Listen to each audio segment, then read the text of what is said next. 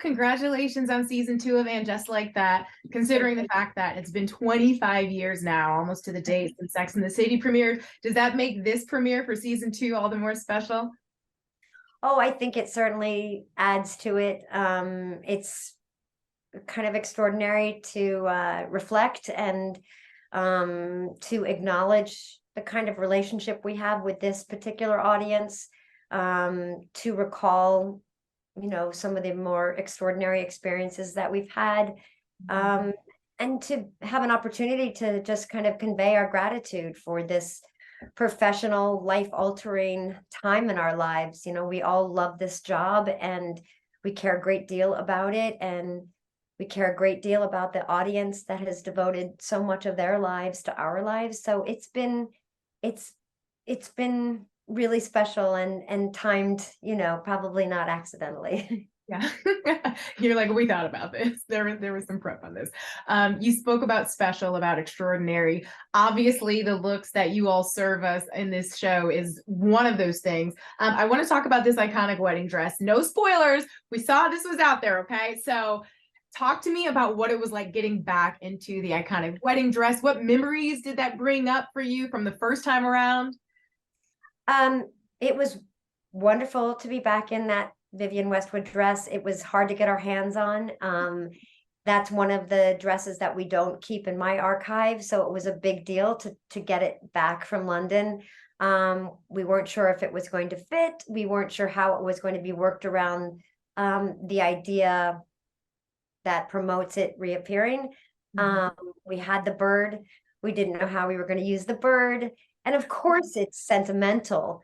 And it does bring up a lot of wonderful memories. But it felt different this time because the story surrounding it is different. But it's nice to have the opportunity to have Carrie be forced to recall that time and place, especially given the loss in her life, and all the emotions that were wrapped around that dress and that time, both good and bad in strange ways. So yeah, it's been really fun in general to have that entire archive at our fingertips and to be able to pull it into Carrie's closet, or just have a dress draped over a chair, and some of it's purposeful and some of it's accidental, some of it's written into the script, and some of it's just a kind of fun, whimsical pursuit to place things around a set that are little Easter eggs. Right. And we love those little Easter eggs. One big Easter egg, we all know this is happening. Aiden is back. We are thrilled. We can't wait. Was it an easy yes for John to say yes to this one? I think it was. That's the way he's communicated it. It certainly was easy to be on set with him. He was so happy to be there. I was so happy to have him there. I think he, energized the crew and all of us. He's such a lovely, deeply feeling person, who cares a great deal about this part and what he does, and he brings all of that to work and asks such interesting questions, and it was just really nice to be in his company again.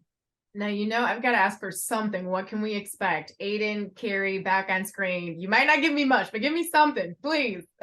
I just can't. I'm afraid I'm not trustworthy. If I give you something, I'm going to end up giving you everything. And I am so okay with that. It's so, you are cleverly okay with that. It's so hard to keep secrets, as you well know, with everybody having phones on, cameras on their phones and shooting on the street. So much of it is disseminated so quickly. So I will keep the secrets that we've been able to maintain thus far, and just say that, that is a rich relationship. It's rife with possibilities, and we will explore them and hope we do right by the audience. Absolutely. I love it. I will take that. Thank you so much. I'm not sure if you saw this, but there's a Vanity Fair article that's been going viral ranking the worst guys on Sex and the City. Have you seen that? No. Oh, we've got Big, Skipper, Petrovsky, Berger, Trey, Aiden, the list goes on. And everyone's having fun with this debate online. So I'm curious to know, do you have a vote? Which guy, when you look back at Sex and the City, are you like, oh, he was just the worst as a character? Right, because you separate the character from the great actors who have you know, been kind enough to come through and be objectified and tossed and, you know, talked about. I would say I think Berger is probably the person that was probably least good for Carrie, but that's not the actor. That's the character, as written, as beautifully played. So that would be, if I was forced, I would say that Berger was probably the least successful in some ways. Okay, all right, Berger. And of course, the news that Kim is back. Why was it so important? We're all thrilled to see that happen. Why was it so important to bring her back for the story as it will unfold for season 2? Really, I think it was an idea that we talked about with the studio because it felt like Samantha was already present. She was popping up in text, and we were continuing to convey that this was a relationship that was important to Carrie, of course, as well to Charlotte and Miranda. But it was just a nice opportunity, given the 25 years, to have that text turn into a face.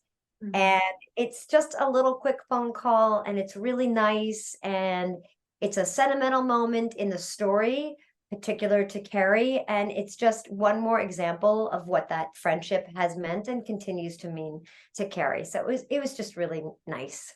That's beautiful. We're excited for it. You have 2 daughters. Do they know that mom has the entire collection, the entire wardrobe of Carrie Bradshaw, and have they tried to rate it yet? Well, it's all in a cold storage place, so it's Okay. So not in yeah. our home. It wouldn't fit here. Right.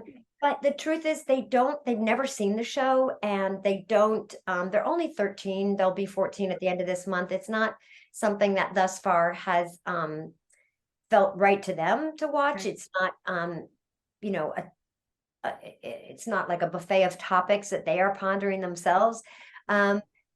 And so they're not aware of an archive or what that means, or they have not shown curiosity about it because they just don't kind of really know about it. There's not a point of reference that's meaningful to them.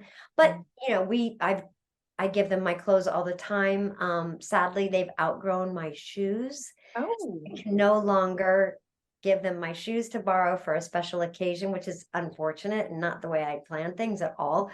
But and they're not overly interested in fashion right now. They have their own ideas about who they are and how they want to walk out the door, and I'm here to support that. Yeah. Well, incredible mother, incredible actor. Thank you so much for your time, and congratulations on season 2. Thank you, and thank you for your time.